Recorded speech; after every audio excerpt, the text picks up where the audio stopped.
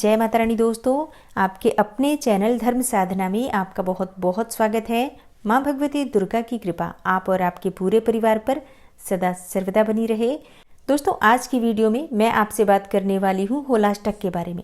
होलाष्टक का प्रारंभ हो चुका है। 27 फरवरी से होलाष्टक प्रारंभ हुआ है और 7 मार्च को समाप्त होगा। तो ये 8 दिन नहीं बल्कि 9 दिन बन रहे हैं होलाष्टक के इस बार। तो ऐसे में कुछ बातों का आपको ध्यान रखना चाहिए। देखिए, इतना तो आप सभी जानते हैं कि इस समय में किसी भी प्रकार का शुभ कार्य नहीं किया जाता है, मांगलिक कार्य नहीं किया जाता है। ये बातें तो सभी जानते हैं, लेकिन इसके अलावा कुछ और भी बहुत ज़रूरी चीज़ें होती हैं। अपनी रक्षा, अपनी खुद की सुरक्षा इस होलाष्टक के दिनों में किस प्रकार से की जाए, अपने परिवार की सुरक्षा किस प्रकार से की जाए, किन बातों का ध्यान रखा जाए जिससे कि किसी की भी बुरी नज़र से, किसी के भी किए कराए से बचा जा सके। क्योंकि देखिए, ये समय जितना अधिक प्रभावी होता है तांत्रिक क्रियाओं के लिए, उतना ही इस समय में ग्रहों की उग्रता भी होती है। तो ऐसे में नकारात्मक ऊर्जा बहुत अधिक हावी होती है। पूरे वातावरण में नकारात्मक ऊर्जा का प्रभाव बहुत अधिक होता है। तो ऐसे में बेवजह घर में कलह क्लेश का होना, बेवजह की बीमारियां बढ़ना या फिर दुर्घटना के शिकार हो जाएं, इस प्रकार की समस्याएं आम हो जाती हैं होलाष्टक के दिनों में। तो इसके लिए कुछ बातों का ध्यान रखना चाहिए जिससे कि हमारा परिवार सुरक्षित रहे।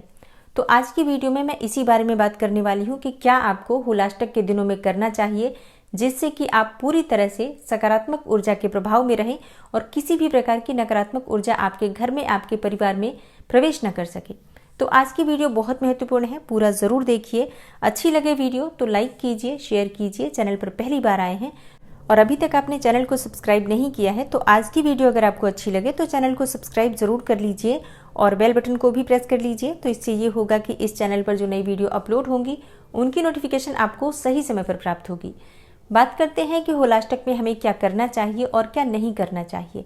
देखिए, कुछ चीज़ें जो बिल्कुल भी आपको नहीं करनी चाहिए, जैसे कि होलाष्टक के दिनों में दूसरे का अन्न सेवन नहीं करना चाहिए। अब इसका मतलब ये नहीं है कि आप किसी के यहाँ नहीं खा सकते हैं, लेकिन हाँ, इतना प्रयास जरूर कीजिए कि आप जिन लोगों को जानते ना हो या जिनके ऊपर आपको भरोसा ना हो, ऐसे लोगों के यहाँ इस समय में होलाष्टक के दिनों में कुछ भी खाने या पीने से बचिए। क्योंकि इस समय में कई लोग ऐसे भी होते हैं जो तंत्र क्रिया करते हैं और कुछ लोग तो प्रसाद के नाम पर भी कई चीज़ें ऐसी दे देते हैं जो आपके लिए परेशानी का कारण बन सकती हैं। तो इसके लिए आपको अपनी सुरक्षा के लिए, अपने परिवार की सुरक्षा के लिए इस बात का ध्यान ज़रूर रखना है। बच्चों को भी ज़रूर ये बातें बताइए कि किसी भी अनजान के द्वारा दी हुई चीज़ें वो ना ग्रहण करें। और हाँ, होलाष्टक में एक और चीज़ का ध्यान रखा जाता है। शाम को संध्या होने के बाद, मतलब जब शाम हो जाती है तो संध्या काल के बाद अपने कपड़े कभी भी बाहर नहीं रखने चाहिए। जैसे कि तार पर कपड़े सूख रहे होते हैं और हम रात्रि में भी छोड़ देते हैं कि अगले दिन फिर सूख जाएंगे तभी उठाएंगे। ये आपको होलाष्टक में नहीं करना है। और हाँ, वैसे ये काम कभी भी नहीं करना चाहिए। रात्रि में आप सभी जानते हैं नकारात्मक शक्तियाँ बहुत अधिक प्रभावी होती हैं। ऐसे में हमें अपने कपड़े रात्रि में कभी भी बाहर नहीं रखने चाहिए। लेकिन अगर आप हमेशा ऐसा करते भी हैं तो होलाष्टक के दिनों में तो भूल से भी मत कीजिए। सूर्य अस्त होने से पहले जो भी कपड़े आपके बाहर हैं सभी कपड़े अंदर कर लीजिए।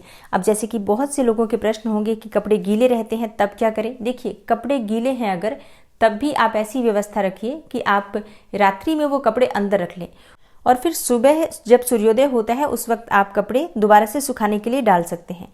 लेकिन रात्रि में भूल से भी किसी के भी कपड़े बाहर न रहें, इस बात का ध्यान रखिए। और तीसरा कार्य जो आपको ध्यान रखना है, होलाष्टक में कभी भी खुले बालों में बाहर नहीं निकलना चाहिए। ऐसा माना जाता है कि खुले बालों में नकारात्मक ऊर्जा का प्रभाव बढ़ जाता है। इसलिए जब आप बाहर जाते हैं, मतलब घर में भी आप बालों को बांध कर ही रखें, लेकिन जब आप बाहर जाते हैं तो विशेष रूप से बालों में या तो चोटी बना लीजिए या फिर आप क्लेचर लगा लीजिए। कैसे भी बाल बंधे हो, इस बात का ध्यान रखिए। खुले बालों में भूल से भी मत रहिए। और हाँ, इसके साथ ही एक और चीज़ का आपको ध्यान रखना है। जब आप कंघी करते हैं, जब आपके बाल गिरते हैं, तो थोड़े से भी आपके बाल हो या फिर ज़्यादा बाल हो, गिरे हुए या टूटे हुए जो बाल आपके हैं, वो बाल आपको इधर उधर नहीं फेंकना है। मतलब सही स्थान पर उन्हें रखिए। क्योंकि बाल बिखेरने से या बालों को इधर उधर फेंकने से भी नकारात्मक ऊर्जा का प्रभाव बढ़ता है। घर में कलह क्लेश बढ़ता है, बीमारियां बढ़ती हैं और आर्थिक तंगी बढ़ती है।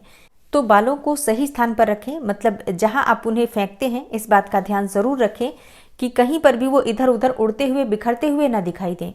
तो ये ऐसे कार्य हैं जो आपको होलाष्टक में नहीं करना है।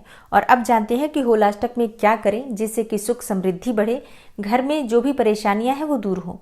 देखिए, होलाष्टक में घर की साफ सफाई बहुत आवश्यक होती है।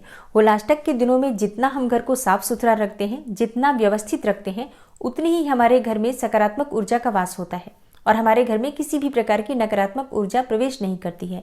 दूसरा कार्य, जब आप घर की सफाई करते हैं तो मुख्य द्वार की भी विशेष रूप से सफाई कीजिए और इसके साथ ही घर की साफ सफाई जब आप कर लेते हैं तो स्नान करने के बाद चाहे आप शुद्ध जल ले लीजिए, उसमें थोड़ी सी हल्दी डाल दीजिए, या फिर आप गंगा जल से, या फिर जैसे कि अगर आपके पास कोई भी श्री विग्रह है, कोई भी भगवान है जिनका आप प्रतिदिन अभिषेक करते हैं, तो अभिषेक किए हुए जल से पूरे घर में छिड़काव कीजिए।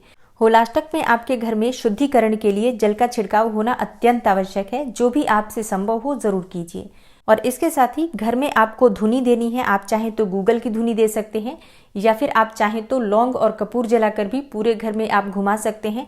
ये आपको प्रतिदिन करना है, चाहे तो आप सुबह शाम दोनों समय कर सकते हैं, या कम से कम एक बार दिन में तो आपको जरूर करना है। पूरे दिन में कभी भी कर सकते हैं, चाहे संध्या काल में कर लीजिए या फिर आप सुबह कर लीजिए या दोनों समय कर लीजिए, जैसे भी संभव हो। कम से कम एक बार आपके घर में धुनी होनी चाहिए प्रतिदिन, इस बात का ध्यान रखिए। अगर आप ये कर लेते हैं तो आपके घर में किसी भी प्रकार की नकारात्मक ऊर्जा का प्रभाव नहीं होगा और सकारात्मक ऊर्जा का प्रभाव बढ़ेगा तो घर में सभी प्रकार के जो बिगड़े कार्य हैं वो भी बनने प्रारंभ हो जाएंगे। नौकरी में, व्यापार में, हर तरफ आपको तरक्की मिलती है। तो ये कार्य आपको पूरे होलाष्टक में प्रतिदिन करना है। और अगला कार्य आपको करना है, घर के मुख्य द्वार पर एक सरसों के तेल का या तेल का दीपक प्रतिदिन आपको प्रज्वलित करना है संध्या काल में। ये नियम बना लीजिए, होलाष्टक में आपको ये दीपक अवश्य ही प्रज्वलित करना है। सभी प्रकार की नकारात्मक शक्तियों से भी आपकी रक्षा होगी और आपके पितरों की कृपा भी आपको प्राप्त होगी। तो ये आप प्रतिदिन कर लीजिए। 8 या 9 दिन के होलाष्टक होते हैं, मतलब इस बार 9 दिन के हैं, नॉर्मली 8 दिन के ही होलाष्टक होते हैं। ये 9 दिन आप जरूर कर लीजिए ये उपाय। और अगला कार्य जो होलाष्टक में आपको करना है, देखिए घर में कोई न कोई मंत्र की ध्वनि अवश्य होनी चाहिए, इस बात का ध्यान रखिए। तो सुबह या शाम किसी भी समय आप कोई भी मंत्र चला सकते हैं, चाहे तो सुंदरकांड चला सकते हैं, हनुमान चालीसा का पाठ चला सकते हैं, मोबाइल पर चला दीजिए, थोड़ा तेज आवाज कर दीजिए जिससे कि घर के हर कोने में आवाज पहुंचे, मतलब जो वाइब्रेशन होती है मंत्रों की, जो ध्वनि की, वो पूरे घर में पहुंचे, इस बात का ध्यान रखिए। तो सबसे अच्छा होता है नकारात्मक ऊर्जा को दूर करने के लिए सुंदरकांड का पाठ या फिर हनुमान चालीसा का पाठ। आप दुर्गा चालीसा का पाठ चला सकते हैं, विंध्याचली चालीसा का पाठ चला सकते हैं, या फिर गायत्री मंत्र या नवार्ण मंत्र, कोई भी मंत्र चला सकते हैं।